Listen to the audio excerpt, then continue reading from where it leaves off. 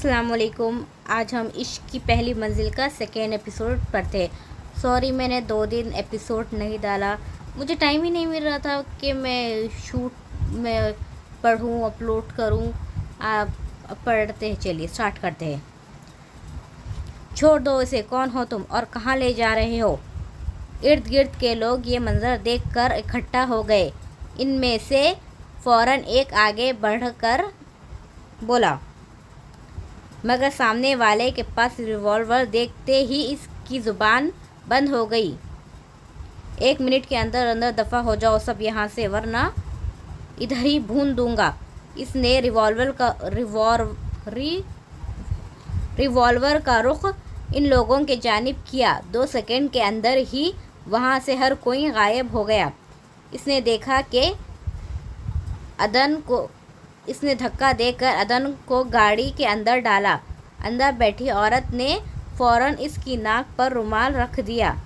بے ہوش ہونے سے پہلے آخری چیز جو اسے نظر آئی وہ ماسک والے شخص کا چہرہ تھا.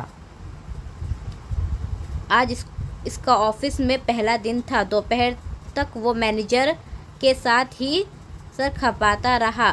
خاک بھی پلے نہ پڑا. اف ڈیڈی, کہاں پھنسا دیا آپ نے مجھے. ابھی مینیجر کے جانے کے بعد وہ ریلیکس ہوا ہی تھا کہ کوئی بے دھڑک انداز میں دروازہ کھول کر اندر آ گیا. واہ بھائی واہ, بڑے ٹھاٹ باٹ ہے لگتا ہے. بچہ راہ رست پہ آ گیا ہے. آنے والے کو دیکھ کر اس کی پوری آنکھیں کھل گئی. What a pleasant surprise. کب آیا تو؟ بتایا تک نہیں یار. ویسے علی سے ملتے ہوئے بے پناہ خوشی ہوئی اور حیرت سے ملے جلے تاثرات کے ساتھ کہہ رہا تھا, پرسوں ہی آیا ہوئی. آج تجھ سے ملنے چلا آیا. کب سے جوائن کیا ہے آفس؟ کیوں انکل کا بزنس ڈبانے کا ارادہ ہے؟ ڈیڈی کے زور دینے پر ہی آیا ہوں, ورنہ مجھے رتی برابر بھی دلچسپی نہیں ہے. علی اس کا بیسٹ فرینڈ تھا. دونوں نے اکٹھا گریجویشن کیا. گریجویشن کے بعد وہ ہائی اسٹڈیز کے لیے باہر چلا گیا, لیکن پھر بھی ان دونوں کی دوستی میں کوئی فرق نہیں آیا. علی کے ساتھ اس کے فیملی ٹرمز بھی تھے. آج پھر اتنے سالوں بعد اس کے سامنے تھا. اور گھر میں سب کیسے ہیں؟ سب ٹھیک ہے. سارم آیا ہے کل سے, وہ بتا کر اس کے ہمراہ آفس سے باہر نکل گیا. ابھی تک عدن نہیں آئی. میرا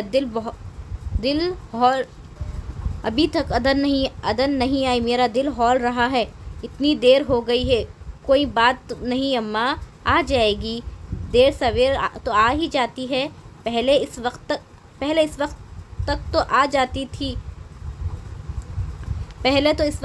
جاتی ہے. پتہ نہیں اب تک کیوں نہیں آئی. آج اتنے دنوں بعد تو گئی ہے. وہ ظاہر ہے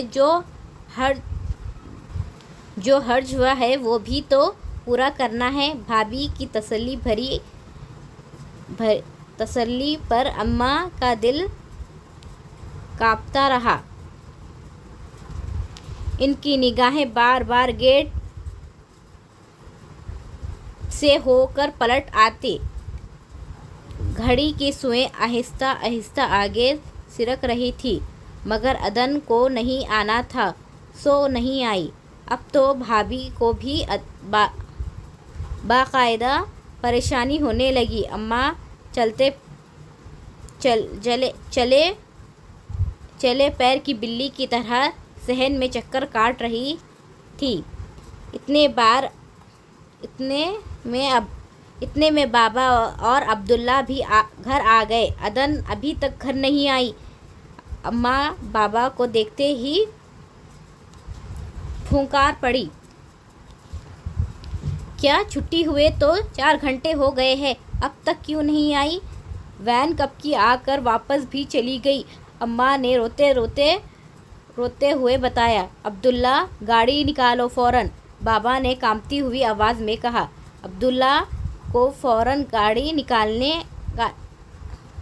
عبداللہ نے فوراً گاڑی نکالی اور عدن کے کالج کا جانب نکالی۔ ان کا رخ عدن کے کالج کی جانب تھا۔ کہاں جا سکتی ہے وہ؟ اسے تو راستوں کا تک ٹھیک سے علم نہیں ہے۔ خدا نہ کرے کچھ غلط ہو گیا ہو۔ اماں کے دل میں ہر طرح کے وہم سر اٹھانے لگے۔ اللہ نہ کرے اماں، بس دعا کریں وہ خیر و عافیت گھر پہنچ جائے۔ بڑی کی نسبت چھوٹی بھابھی اماں کے زیادہ قریب تھی۔ یا اللہ، میری بچی کی حفاظت کرنا، اسے اپنے حفظ و امان میں رکھنا۔ وہ جانماز پر بیٹھی رب کے حضور گڑ گڑا رہی تھی۔ شام ہو چکی تھی۔ عبداللہ اور بابا اب تک واپس نہیں آئے۔ اماں کی آنکھیں ایک پل کے لیے بھی نہیں سوکھی۔ عشاء کے بعد گاڑی کا وصل سنتے ہی وہ اٹھ کر کھڑی ہوئی۔ بابا تھکے ہوئے قدموں سے صحن میں رکھی چارپائی پر بیٹھے۔ کیا ہوا؟ کچھ پتہ چلا؟ کہاں ہے عدن؟ آپ اسے اب ساتھ کیوں نہیں لائے؟ اماں نے بےقراری سے ان کی طرف بڑھی۔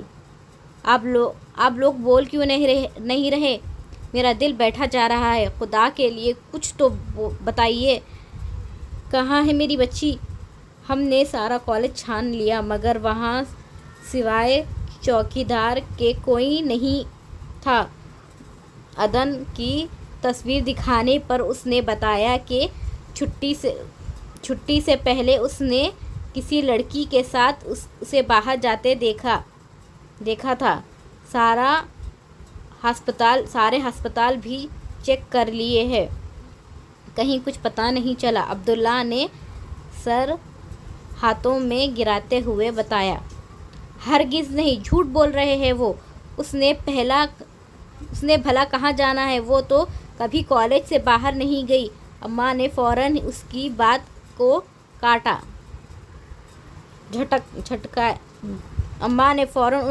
کو جھٹلایا۔ اس کی صرف ایک ہی سہیلی ہے، شازیہ۔ آپ اس سے جا کر پتہ کریں، شاید اسے کچھ علم ہو۔ بھابھی کی بات پر بھائی فوراً کھڑا ہوا۔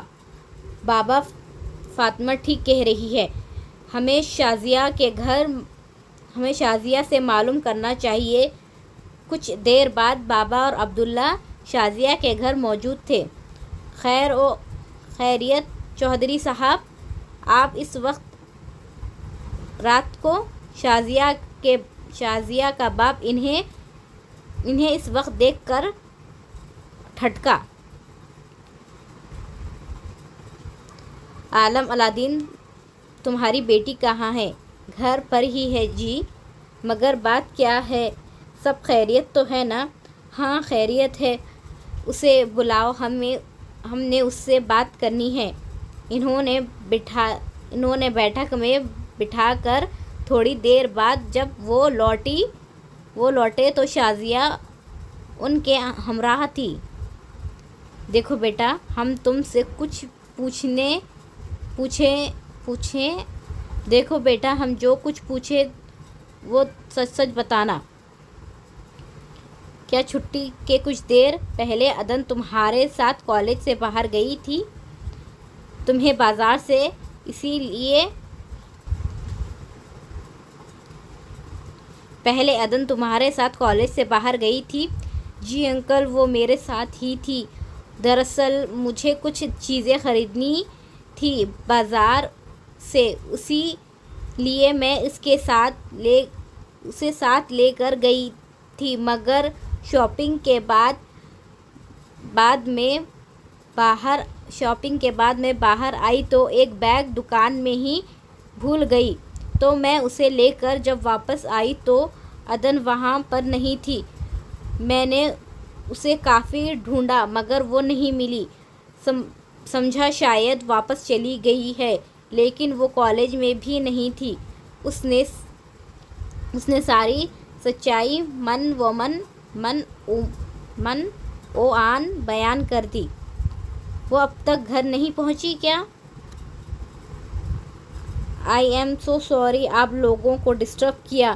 ابھی اس کا میسج آیا کہ وہ وہاں سے خالہ کے گھر چلی گئی تھی۔ وہ دوپہر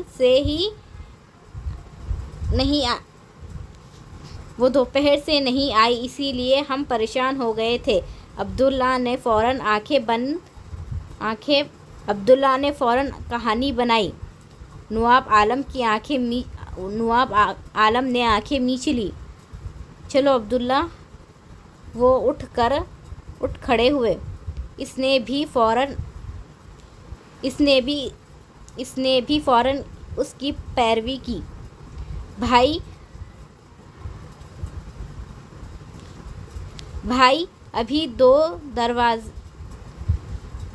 ابھی وہ دروازے میں ہی تھے کہ شازیہ نے پیچھے سے آواز دی، جی مجھے نہیں پتا کہ عدن نے آپ لوگوں کو بتایا یا نہیں، مگر میں آپ کو بتانا چاہتی ہوں۔ کیا؟ پچھلے 2 ماہ سے ایک گاڑی ہمارے وین کا پیچھا کر رہی ہے۔ پہل تو ہمیں اتنا نوٹ نہیں کیا، مگر جب وہ مسلسل پیچھا کر رہی ہمیں پریشانی ہوئی۔ صبح اور چھٹی کے وقت وہ برابر ہمارے پیچھا کرتا تھا، لیکن پچھلے 1 ہفتے عدن کالج نہیں آئی تو وہ گاڑی بھی ہمارے پیچھے نہیں آئی۔ آپ کہنا کیا چاہتی ہیں؟ عبداللہ کے ماتھے کی رگ ابھری۔ پلیز آپ تحمل سے میری بات سنیں، اس میں آپ کا ہی فائدہ ہے۔ آج جب میں اور عدن بازار جا رہے تھے تب بھی وہ گاڑی ہمارے پیچھا کر رہی تھی، مگر مارکیٹ میں داخل ہونے کے بعد وہ کہیں نظر نہیں آئی۔ نمبر دیکھا تھا کیا آپ نے؟ کیا نمبر تھا اس کا؟ اس نے بے چینی سے پوچھا۔ نہیں، نمبر تو نہیں پتا۔ ہاں، مگر وہ گرے کلر کی کرولا تھی، بس اتنا ہی پتا ہے۔ اور اس شخص کے چہرے پر بھی ماسک ہوتا تھا۔ ہم نے کبھی اس کی شکل نہیں دیکھی تھی۔ شازیہ کی باتیں سن کر اس نے اپنے قدموں پہ کھڑا رہنا مشکل ہو گیا۔ وہ آہستہ آہستہ بیرونی دروازے کی طرف بڑھ گئے۔ اماں ان کا انتظار میں دروازے میں ہی کھڑی تھی، مگر نواب عالم کے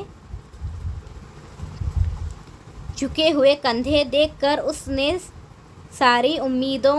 کی ساری امیدوں پر پانی پھر گیا۔ اماں، کبھی آپ کو عدن نے کسی گاڑی کے متعلق بتایا جو ان کی وین کا پیچھا کرتی ہے؟ اس کی بات پر اماں کا دل دہل گیا۔ کون سی گاڑی؟ کون پیچھا کر رہا تھا؟ عبداللہ نے ساری بات اماں کو گوش گزار کر دی۔ اماں نے سنتے ہی کلیجہ تھام لیا۔ ہماری تو کسی سے کوئی دشمنی بھی نہیں ہے، کون کر سکتا ہے ایسے؟ ہائے کس کی نظر لگ گئی میرے ہنستے گھر کو۔ رات آہستہ آہستہ بیت رہی تھی۔ آج رات کی سیاہی ان کے چہروں پہ کیا ملک ملنے والی تھی وہ سب اس سے بے خبر تھے۔ اسے یہاں محصور ہوئے کتنے دن ہو گئے تھے وہ حساب رکھنا چاہتی تھی تو نہیں رکھ سکتی تھی۔ اغوا ہونے سے لے کر اب تک اس کو بے ہوشی کے انجیکشن دیے جا رہے تھے۔ وہ جب بھی ہوش میں آتی چیختی چلانے لگتی۔ نتیجتاً ایک اور انجیکشن اس کے بازو میں لگا دیا جاتا تھا۔ اب کی بار جب وہ ہوش میں آئی تو ساکت نگاہوں سے چھت کو گھورے جا رہی تھی، اس بات سے بے خبر کہ کوئی اس کے انمول وجود کو کوڑے کے بھاؤ بیچ چکا تھا۔ امی، اس کے لبوں سے سسکی بھری آواز ابھری۔ اس کی آنکھ آنسو، اس کا ایک آنسو آنکھ سے نکل کر تکیے پر جذب ہو گیا۔ وہ بامشکل سہارا لے کر اٹھی اور کمرے کی واحد کھڑکی کے پاس آئی جس کے اندرونی سائڈ پر مضبوط گرل لگی تھی۔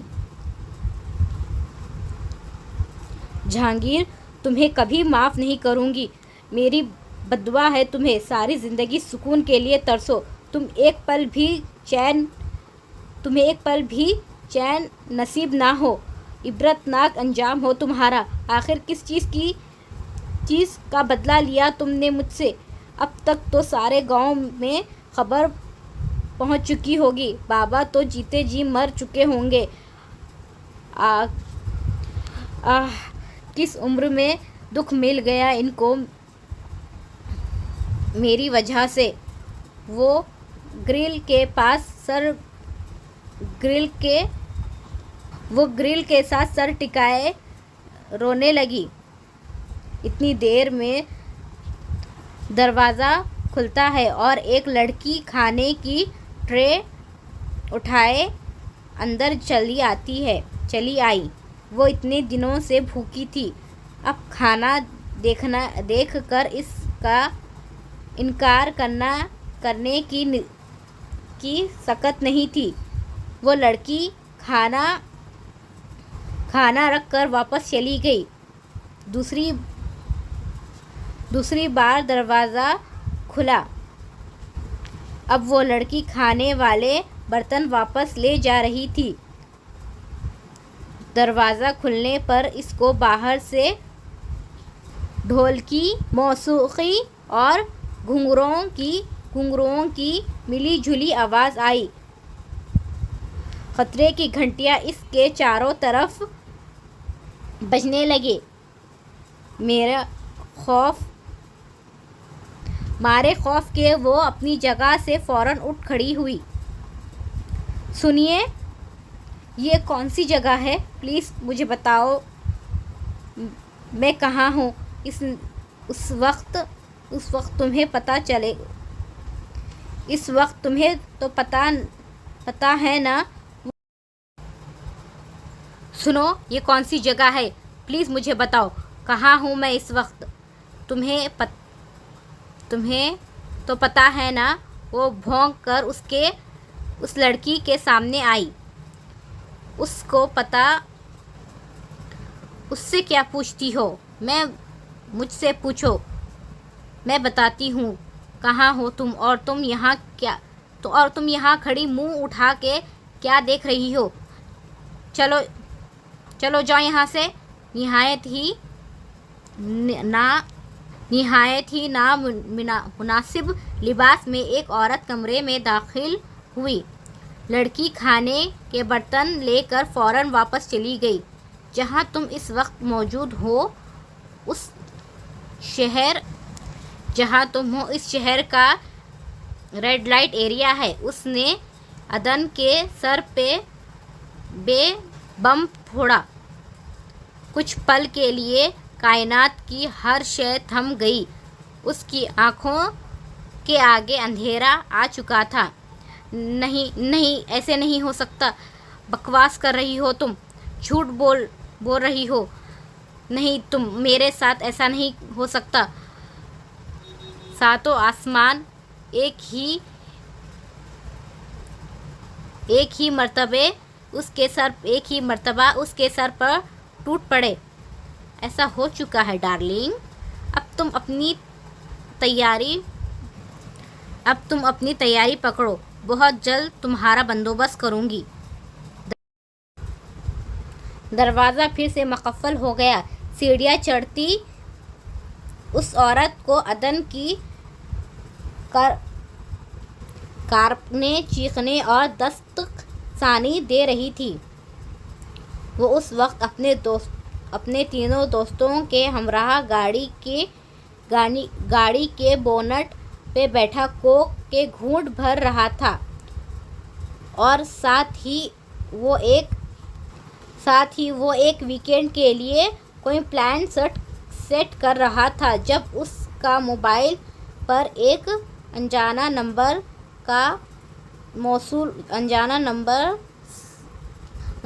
نمبر سے کال موصول ہوئی۔ ہیلو جی، فرمائیے، کیا تکلیف ہے آپ کو؟ میرے پاس اتنا فالتو ٹائم نہیں ہے اور آئندہ مجھے فون مت کرنا۔ دوسری جانب کی بات پوری ہونے سے پہلے ہی اس نے لائن کاٹ دی۔ عجیب مصیبت ہے، ہاتھ دھو کر پیچھے پڑ گئی ہے۔ باقی تناؤ اس کی حیرت سے دکھ رہا تھا۔ اسی کا کال تھا؟ احمد مسکراتے ہوئے پوچھا۔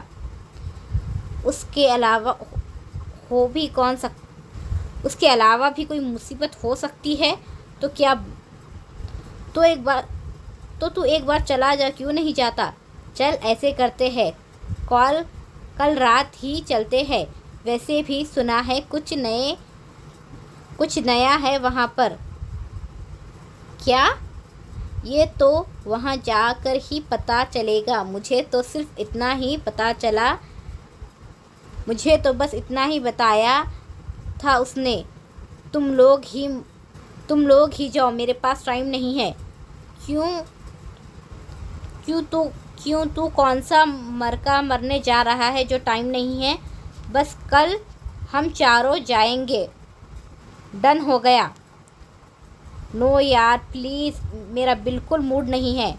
پہلے تیرے پاس ٹائم نہیں ہوتا تھا، اب موڈ نہیں ہے۔ مسئلہ کیا ہے؟ کل کو تو ہمیں بھی کہے گا پلیز، میرے پاس ٹائم نہیں ہے اور نہ ہی میرا موڈ ہے تم لوگوں سے ملنے کا۔ شٹ اپ، میں نے ایسا کچھ نہیں کہا۔ تو پھر چل نا یار، کیا بگڑ جائے گا تیرا؟ ارسلان نے بھی کہا۔ اوکے، صرف تم لوگوں کے کہنے پر چل رہا ہوں، بٹ میں زیادہ دیر ہرگز نہیں بیٹھوں گا۔ اور اسے بھی اچھی طرح سے سمجھا دینا، آئندہ مجھے ہرگز فون نہ کرے۔ یہ ہوئی نا بات۔ احمد سب سے زیادہ خوش تھا۔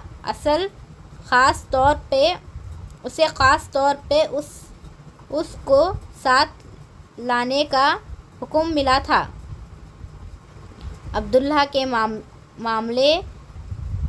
عبداللہ یہ معاملہ پولیس میں لے جانا نہیں چاہتا تھا، اسی لیے اس نے ذاتی طور پر اپنے دوست اے ایس پی دانیال سے بات کی۔ اگر لڑکی کے بیان سے ایک بات تو واضح ہے، وہ گاڑی عدن کا پیچھا کرتی تھی۔ اگر وہ اس روز مارکیٹ سے ہی کڈنیپ ہوئی ہے تو ارد گرد کے لوگوں کو ضرور معلوم ہوگا۔ اگر پھر بھی کسی کو نہ پتہ ہو تو وین کا ڈرائیور تو ہے نا، یہ کیسے ہو سکتا ہے؟ وہ دونوں صبح شام پیچھا کرتی گاڑی کو اس نے نوٹ نہیں کیا ہو؟ کسی نے تو نمبر دیکھا ہوگا نا گاڑی کا۔ اب تم یہ معاملہ مجھ پر چھوڑ دو، میں انشاءاللہ جلد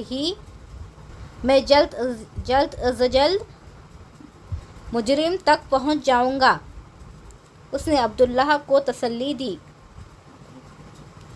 وہ خفیہ طور پر عدن کو تلاش کرنے کی مہم شروع کر چکا تھا۔ اس کے گھر میں موت کا سناٹا تھا۔ کوئی پتا بھی گراتا تو اس کی آواز آتی۔ چودھری کی بیٹی ایک ہفتے سے گھر سے غائب ہے۔ جو بھی سنتا انگلیاں دانتوں میں دبا لیتا۔ بابا کو تو چوٹ لگ گئی تھی، اماں کی آنکھیں ہی خوش نہیں ہوئی تھیں۔ حیدر اور عبداللہ نے ہر وہ جگہ چھان ماری جہاں عدن ہونے کا ذرا برابر بھی امکان تھا۔ گاؤں میں بات آخر پھیلی کیسے؟ میں تو عالم الدین کے گھر والوں کو بھی مطمئن کر آیا تھا کہ عدن خالہ کے گھر ہے۔ پھر کیسے پھیل سکتی ہے یہ بات؟ آخر کس نے کی یہ حرکت؟ ہم تو کسی کو بھنک تک بھی نہیں پڑنے دی۔ پھر کسے علم تھا کہ عدن گھر میں نہیں ہے؟ کون ہے ہمارا دشمن جو اندر ہی اندر جڑیں کھوکھلی کر رہا ہے؟ عبداللہ سخت پریشان کے عالم میں ادھر ادھر ٹہل رہا تھا۔ بابا سارا دن کمرے میں لیٹے چھت کی طرف دیکھتے رہتے۔ اماں نے گھر سے نکلنا ہی چھوڑ دیا تھا۔ وہ عورتیں جو سلام کے بغیر دروازے سے نہیں گزرتی تھیں، وہ بھی اب اماں کو طنزیہ نظروں سے دیکھتی، سرگوشیاں کرتی گزر جاتی۔ اب بھی وہ صبح باڑے میں موجود مرغیوں کو دانہ ڈال رہی تھی، جب ساتھ والے باڑے میں کام کرتی کچھ عورتوں کی آوازیں ان کے کانوں میں پڑیں۔ توبہ توبہ، ایک ہفتے سے بیٹی غائب ہے، اللہ جانے کس کے ساتھ بھاگ گئی۔ ذرا بھی حیا نہیں آئی؟ بوڑھے ماں باپ کی عزت کا ذرا خیال کر لیا ہوتا۔ میں تو شروع سے ہی لڑکیوں کو پڑھانے کے خلاف ہوں۔ میں نے تو دبے لفظوں میں کہا بھی تھا چودھرائن سے۔ پھر آگے سے کہتی ہے مجھے اپنی بیٹی پر اعتبار ہے۔ بندہ پوچھے کہاں گیا اب وہ اعتبار؟ لو بھلا لڑکیوں کو کون پڑھاتا ہے؟ مگر چودھرائن کا دماغ تو ویسے ہی ساتوں آسمان پر تھا، کہتی تھی 16 جماعتیں کروانی ہے بیٹی کو، اب کروا لے 16 کی بجائے 20 جماعتیں۔ اے بہن، شکل سے تو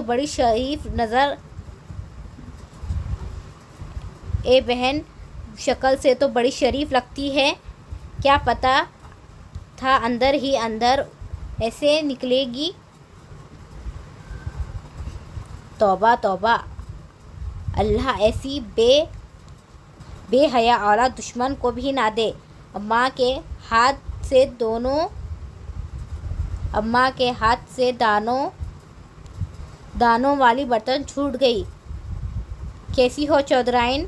کچھ پتہ چلا بیٹی کا؟ کہاں چلی گئی آخر؟ ایک عورت کی ان کی جانب نظریں اٹھی تو وہ مسکراتے ہوئے لہجے میں بولی،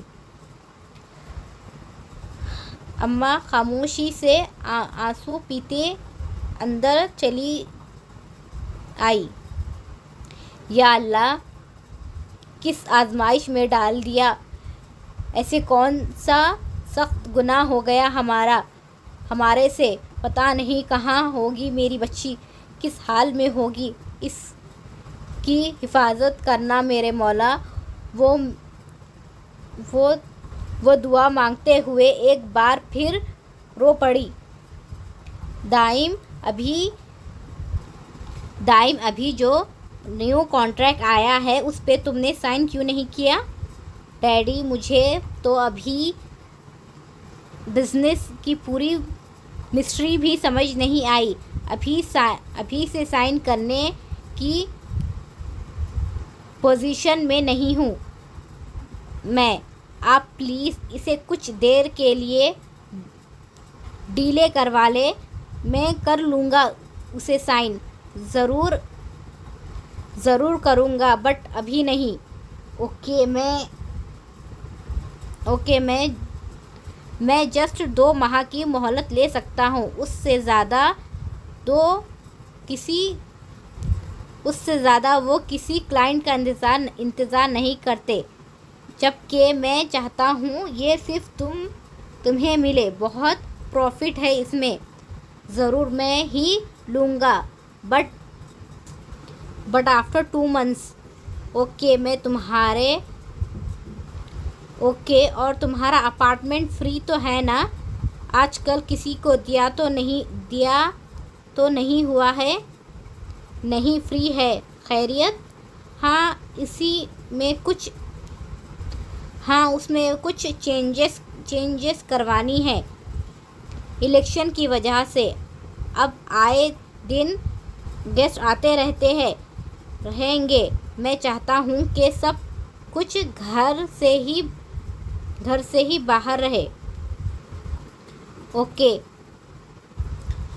اوکے، ایز یو لائک۔ میں سوچ رہی تھی اب تمہاری شادی کر دوں، اب تم نے آفس بھی جوائن کر لیا ہے۔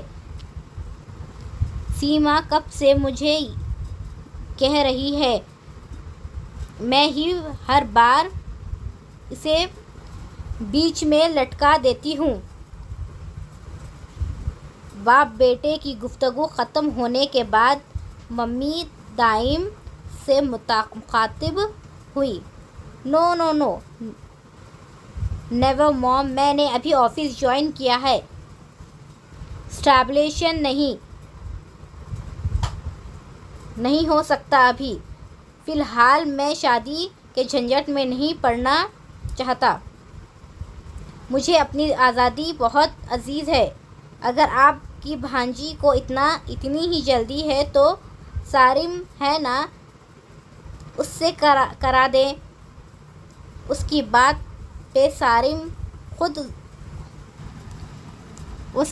میں صارم کو روزگار چاہوں گا، اس سے شادی کرنے سے بہتر ہے ساری عمر کنوارا رہ لوں۔ صارم کی بات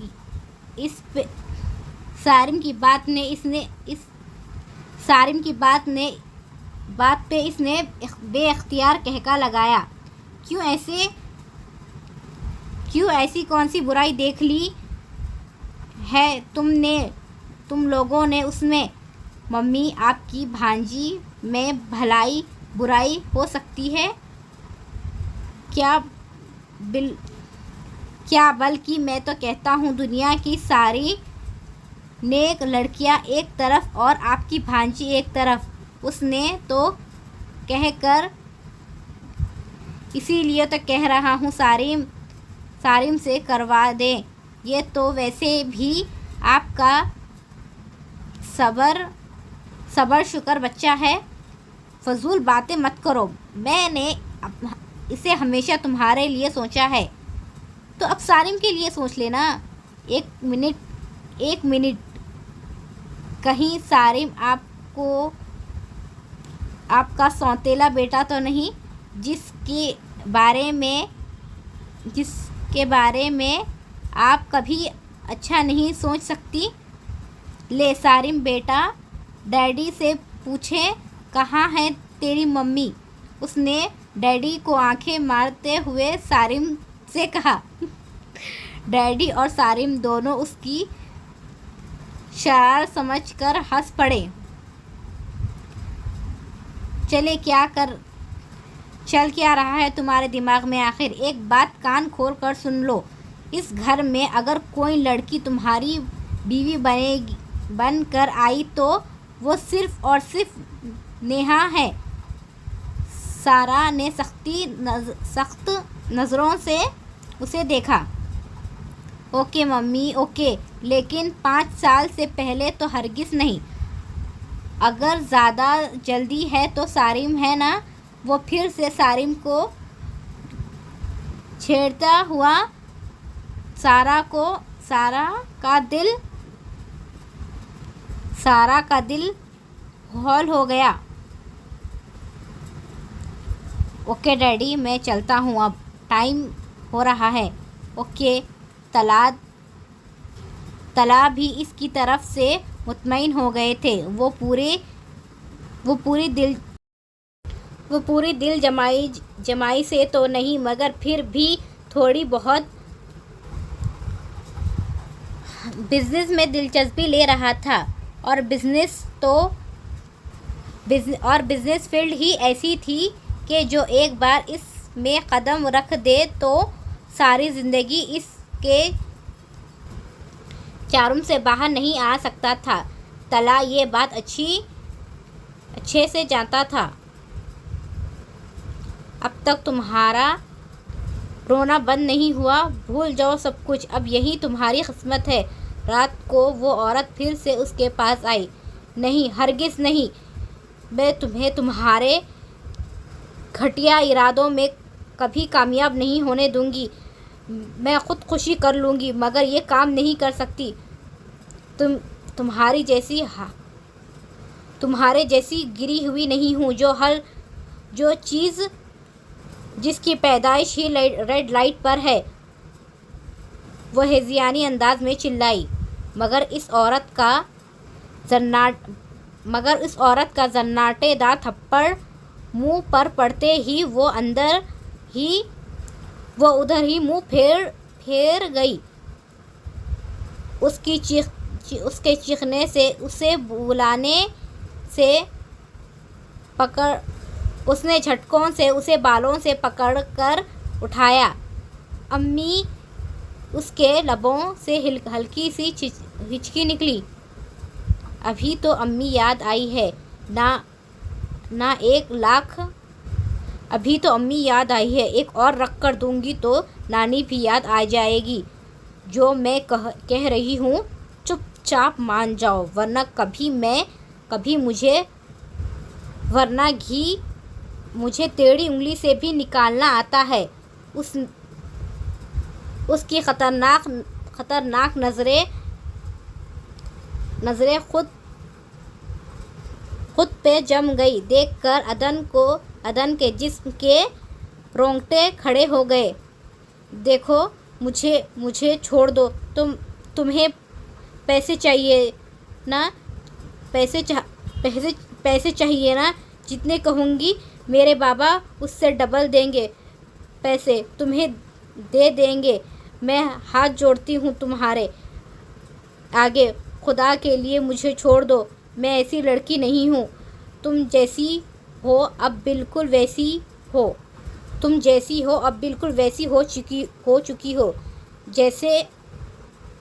جیسے میں چاہتی ہوں۔ عالیہ، اسے اچھا سا تیار کرنا، ویسے تو اسے ضروری نہیں ہے مگر پھر بھی کل رات بہت بڑی محفل ہے، اس کے مطابق کر دینا، ابھی سے اس کے فیس کا کلینزر شروع کرو۔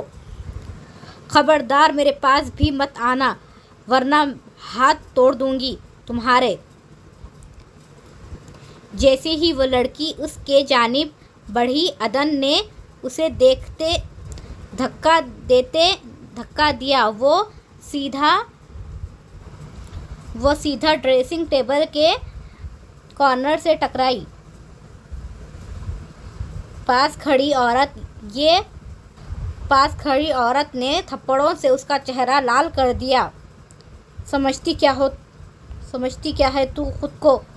بڑی آئی نیک پروان، دوبارہ ایسی حرکت کی تو جان نکال دوں گی۔ چلو عالیہ، اسے ایسے ہی چھوڑ دو، اس کی اکڑ تو کل رات نکلواؤں گی میں۔ وہ اسے بیڈ پر پٹک کر باہر نکلی۔ مہاجبین کی ہیل کی ٹک ٹک اس کے دماغ پہ ہتھوڑوں کی طرح برس رہی تھی۔ ساری رات اس نے فرش پہ بیٹھ کر رب کے آگے گڑگڑاتے ہوئے گزاری تھی، یا اللہ ایسا کون سا گناہ ہو گیا میرے سے جس کی اتنی کڑی سزا مل رہی ہے؟ یہ کس امتحان میں ڈال دیا مجھے؟ اللہ پلیز میرے دامن کو داغدار ہونے سے بچا لے، میری مدد کرے۔ صرف آج کی رات ہے میرے پاس، کیا ہوگا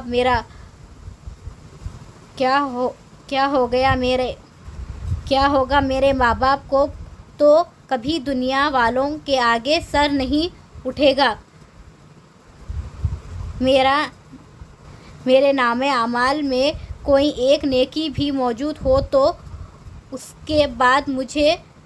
کے بدلے میں مجھے یہاں سے نکال دے، اس آزمائش کو ختم کر دے، میری عزت کی حفاظت کرنا میرے اللہ۔ وہ ہاتھ اوپر کی جانب اٹھا کر بند آنکھوں سے دعا مانگ رہی تھی، آنسو اس کے ہاتھوں کے پیالوں میں جذب ہو رہے تھے۔ صبح ہونے تک وہ فرش پہ اکڑ بیٹھی تھی۔ مہاجبین نے کمرے سے وہ ہر چیز اٹھا دی تھی جس سے وہ خود کسی بھی طرح کا نقصان پہنچا سکتی۔ ہر آدھے گھنٹے بعد کوئی نہ کوئی لڑکی آ کر اس کی خیریت کی یقین دہانی کر رہی تھی۔ وقت تیزی سے گزر رہا تھا۔ وہ بامشکل اٹھ کر بند کھڑکی کے پاس آئی، کہیں کوئی روزن نظر نہیں آیا تھا۔ وہ جو اماں کی 10 آوازوں پر بھی نہیں اٹھتی تھی، اب نیند اس سے کوسوں دور تھی۔ اس نے پھر سے آنکھیں بند کر کے دیواروں کے ساتھ ٹیک لگائی۔ تمام مالدار لوگ آج رات کی محفل میں شرکت کے لیے جمع ہو رہے تھے۔ مہاجبین نے ہر کسی کو دعوت دی تھی۔ کیا ہے یہاں پہ؟ بلا وجہ منہ اٹھا کر آ گئے ہو تم لوگ؟ میں جا رہا ہوں، مجھ سے نہیں بیٹھا جا رہا۔ وہ بازار سے آنے والے لوگوں کو دیکھ رہا تھا۔ عجیب سی قسم کی بے چینی ہو رہی تھی۔ کیوں؟ تو نے جا کر کس کی جگہ افتدا کرنا ہے؟ تھوڑی دیر بیٹھ جا، چلتے ہیں پھر۔ احمر نے اسے بازو سے پکڑ کر واپس بٹھا لیا۔ لوگوں کی مد بھیڑ دیکھتے ہی مہاجبین اٹھ کر باہر چلی گئی۔ اس کا رخ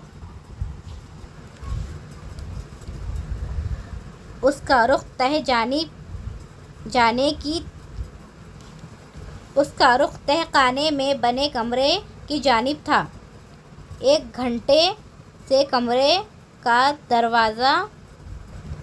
جھٹکے سے کمرے کا دروازہ کھلا۔ عدن کا دل اچھل کر حلق میں آ گیا۔ چلو، کہاں لے جا رہی ہو مجھے؟ تمہارے ولیمے پر لے جا رہی ہوں۔ بنو رانی چلو گی نا؟ مہاجبین نے سختی سے اس کے بازو سے پکڑ کر اٹھایا۔ خدا کے لیے مجھ پہ رحم کرو، مجھے کہیں نہیں جانا مجھے، پلیز مجھے چھوڑ دو۔ منہ بند کرو، خاموشی سے چلو، زیادہ چوں چاں کی تو ٹکڑے کر دوں گی۔ اس نے زور سے اسے بالوں سے جکڑ کر جھٹکا دیا۔ نہیں، کہیں نہیں جاؤں گی میں، چھوڑو مجھے۔ وہ اسی طرح اسے گھسیٹتے ہوئے کمرے سے باہر لے گئی۔ یار، کچھ بھی نہیں ہے یہاں پہ، اٹھو چلیں، میری طبیعت ٹھیک نہیں ہے۔ کیا ہو گیا ہے؟ پتہ نہیں، گھبراہٹ ہو رہی ہے۔ تم ایسے کر رہے ہو جیسے پہلی بار یہاں آئے ہو۔ جہاں اتنی دیر بیٹھ گئے ہیں وہاں تھوڑی اور دیر بیٹھ جانا، کون سی قیامت آ جائے گی؟ گئی تو ہے وہ، ابھی باہر آ تو جائے۔ پھر چلتے ہیں اکٹھے۔ احمر کی بات سن کر اس نے پاس پڑی پانی کی بوتل اٹھا کر منہ کو لگا لی، لیکن اگلا منظر دیکھتے ہی وہ دوسرا گھونٹ حلق سے نیچے نہیں اتار سکا۔ آج مہاجبین کے کوٹھے پر اس لڑکی کی بولی لگ رہی تھی جس نے ساری زندگی اپنی عزت و مان کی حفاظت کی تھی۔ سب تماشائیوں کی نگاہیں آنے والی لڑکی پر تھی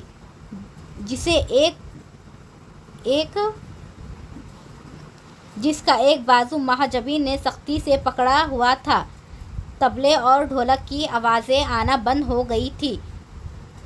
اس نے اسے گھسیٹتے ہوئے درمیان میں لا کر کھڑا کر دیا۔ معصومیت اس کے چہرے سے عیاں تھی۔ سب لوگ اس سے آنکھیں اٹھا کر دیکھ رہے تھے۔ اس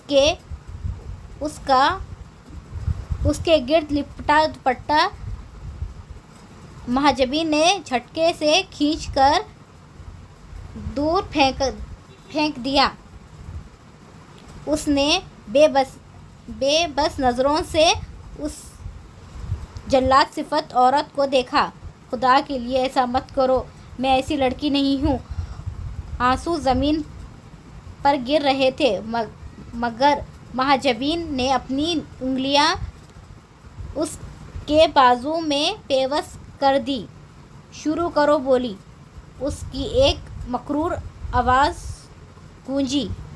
2 لاکھ ایک خریدار کی آواز آئی۔ 5 لاکھ، 7 لاکھ لوگ بڑھ چڑھ کر اس کی قیمت لگا رہے تھے۔ نام اکثریت اس سیاسی شخصیت کی تھی جو ہر شرافت کا جھولا پہنے باقیوں کی نظروں میں دھول جھونک رہے ہوتے ہیں۔ اس کے وجود پہ لرزہ طاری ہو گیا۔ اس نے سختی سے اپنی آنکھیں مینچ لیں۔ نہیں اللہ پاک، اس ذلت کی زندگی سے بہتر ہے آپ مجھے موت دے دیں۔ میں یہ زندگی نہیں گزار سکتی۔ مجھے عزت کی موت دے دے۔ ان بھیڑیوں سے بچا لے مجھے۔ میں یہ سب نہیں سہ سکتی ہوں۔ مجھے اس مشکل میں اکیلا نہ چھوڑے۔ آپ تو شہرک سے بھی زیادہ قریب ہیں۔ میری عزت کی حفاظت کرے۔ مجھے یہاں سے بچا لے۔ آنسو اس کی آنکھوں سے نکل کر کارپیٹ میں جذب ہو رہے تھے۔ اس کا جھکا ہوا سر اور جھک گیا۔ وہاں بیٹھے تمام عزت دار لوگ اس انمول لڑکی کا مول لگانے کے لیے ایک دوسرے سے بھیڑ رہے تھے، لیکن وہ ساکت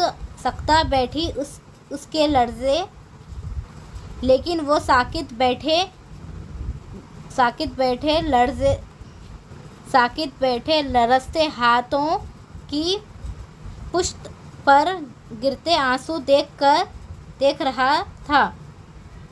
یہ نہیں تھا کہ اس نے کبھی خوبصورت لڑکی نہیں دیکھی تھی۔ اس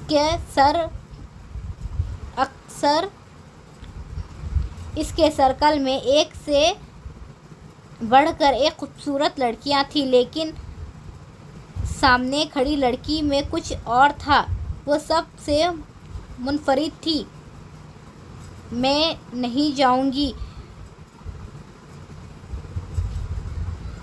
جاؤں گا، میرے پاس ٹائم نہیں ہے۔ کیا کر رہا ہے یہاں پہ؟ بلا وجہ منہ اٹھا کر آ گئے ہو تم لوگ؟ احمر نے جب اسے ہر چیز سے غافل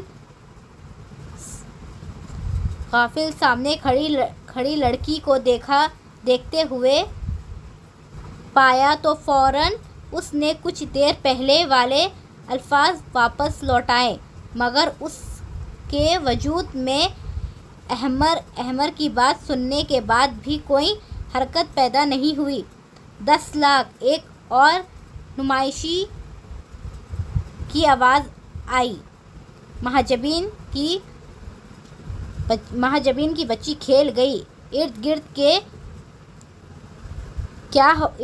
کیا ہو رہا تھا اس سب سے بے خبر وہ یک ٹک اسے دیکھ رہا تھا۔ مہاجبین نے چاروں طرف دیکھ کر گنتی شروع کی۔ 10 لاکھ ایک۔ اللہ جی پلیز مجھے بچا لے، یہ ظلم میرے ساتھ نہیں ہونے دے۔ وہ آنکھیں بند کیے ہوئے اللہ کو پکار رہی تھی۔ 10 لاکھ دو۔ اس کی سانسیں مدھم ہو گئیں۔ نہیں پلیز نہیں۔ 50 لاکھ۔ سارے مجمع کی خاموشی کو ایک شخص کی سرد آواز نے توڑا تھا۔ اس نے جھٹکے سے آنکھیں کھول کر آواز کی سمت دیکھا۔ اس کے دوستوں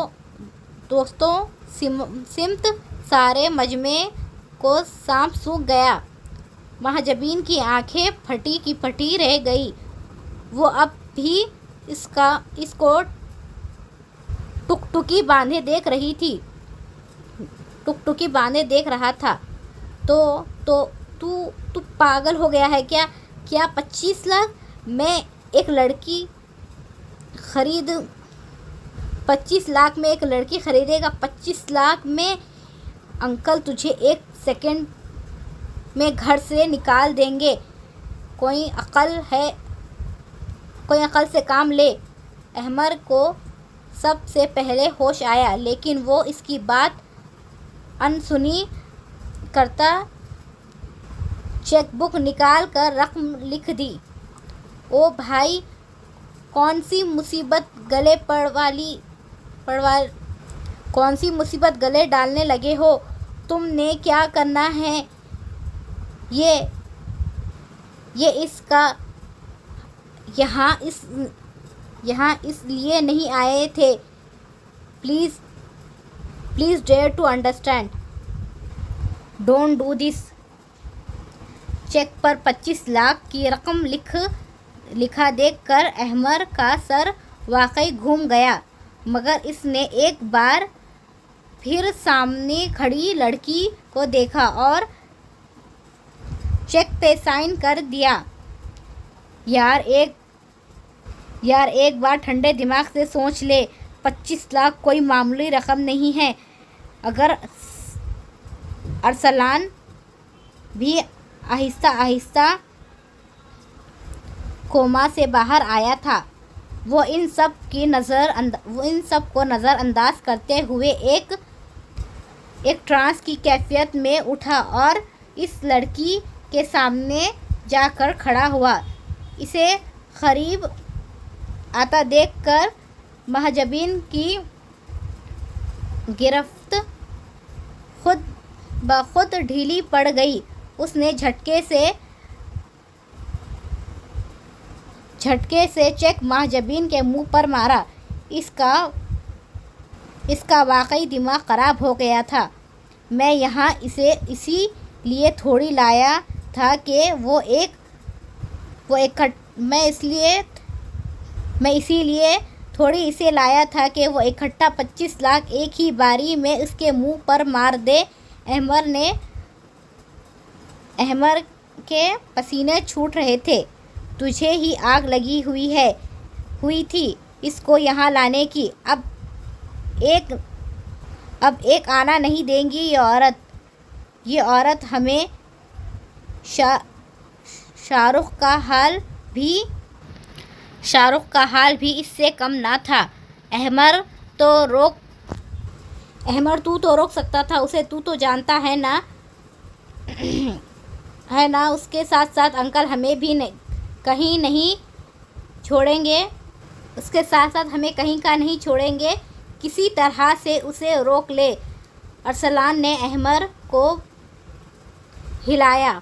احمر کے گلے میں گلٹی بار بار ابھری تھی۔ محجبین اب بھی بے یقینی سے کبھی چیک کو تو کبھی سامنے کھڑے لڑکے کو دیکھ رہی تھی۔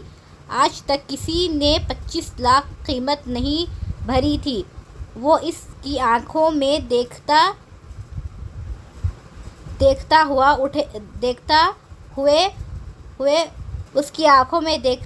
اٹھ کر پیچھے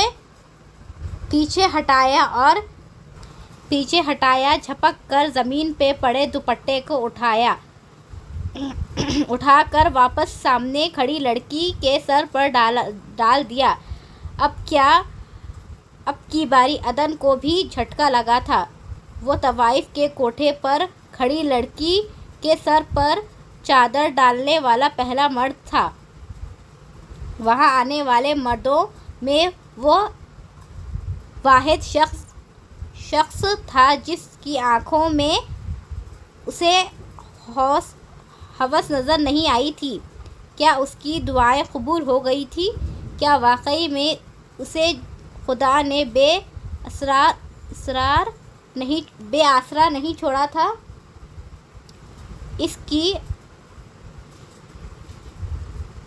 اس نے آہستگی سے عدن کا ہاتھ تھاما اور اسے لیے کوٹھے کی دہلیز پار کر گیا۔ وہ بے جان گڑیا کی طرح اس کے ساتھ گھسیٹتی ہوئی چلی گئی۔ سب لوگ آنکھیں پھاڑ کر اور منہ کھول کر اسے جاتا دیکھ رہے تھے۔ یار پلیز ایسا مت کر، دیکھ میری بات سن۔ تو کہتا ہے تو میں اسے ابھی مہاجبین سے بات کر لیتا ہوں. انکل کو بھنک بھی پڑ گئی تو تجھے زندہ نہیں چھوڑیں گے. میں تجھے یہاں اسی لیے تھوڑی لایا تھا کہ تو ایک بار ہی احمر دوڑتے ہوئے اس کے پیچھے آیا تھا. میرے راستے سے ہٹ جاؤ. اس کی سرخ آنکھوں اور سرد آواز سے ایک بار احمر بھی دہل گیا. وہ الٹے قدموں پیچھے ہٹا. اس نے فرنٹ ڈور کو کھولا اور کھول کر عدن کو اندر بٹھا کر اشارہ کیا. وہ ایک دم ہوش میں آئی. اوکے، ہم اب اس ایپیسوڈ کو یہیں ختم کرتے ہیں. ختم کرتے ہیں. پتہ سچ میں نے صحیح گیس کیا تھا. وہ عدن ہی تھی پہلے، جو بازار میں لڑکی تھی نا. میں نے پہلے کیا سوچا تھا پتہ ہے؟ عدن مطلب وہ لڑکی بک گئی ہوگی، پھر اس کے بعد میں دوسری اسٹوری سٹارٹ ہوئی ہوگی، ایسا سوچا تھا میں نے بعد میں ریکارڈنگ کے بعد. پھر اب پتہ چلا کہ ہاں وہ عدن ہی تھی پہلے، جو سین بتایا تھا نا، جو بک جاتی ہے. اور یہ میں بھی احمر، وہ جو جس نے خریدا ہے نا، وہ دائم کا بھائی ہے نا، جو ہیرو ہے نا اس کا بھائی ہے نا یہ، یا پھر یہی ہیرو ہے. میں کنفیوژن ہو رہی ہے. اور پتہ نہیں یہ جہانگیر کون ہے جو اس کو کڈنیپ کر کے بیچاری کو بیچ دیا. کتنے غلیظ ہوتے ہیں لوگ. اور دیکھا میں نے پڑھا تو وہ سین میں کوٹھے پہ دوپٹہ پہنانے والا پہلا مرد تھا. سالار سکندر سے انسپائرڈ ہو کے یہ والا لیا نا. وہ کوٹھے پہ سجدہ کرنے والا پہلا مرد تھا. ٹھیک ہے. اور ہاں، ابھی تو اسٹوری سٹارٹ ہوئی ہے، وہ بچ گئی ہے. اب آگے کیا ہوگا ابھی تو کچھ بھی نہیں پتہ. اب دیکھتے ہیں آگے. ٹھیک ہے جی، اللہ حافظ. اور ہاں، میرے چینل کو سبسکرائب بھی کر لینا، کتاب داستان کو کومنٹس بھی کرنا پلیز. لیکن کوئی بھی اسپوائل نہیں کرے گا آگے اسٹوری کو. ٹھیک ہے، اللہ حافظ. چلو شکر ہے عدن بچ گئی ہے، وہاں سے نکل بھی گئی. اور مجھے اچھا لگا، مطلب مجھے خوشی ہوئی کہ چلو بچ تو گئی. میں نے تو سوچا شاید یہ یہیں پہ رہے گی، ایسا سوچا تھا میں نے تو.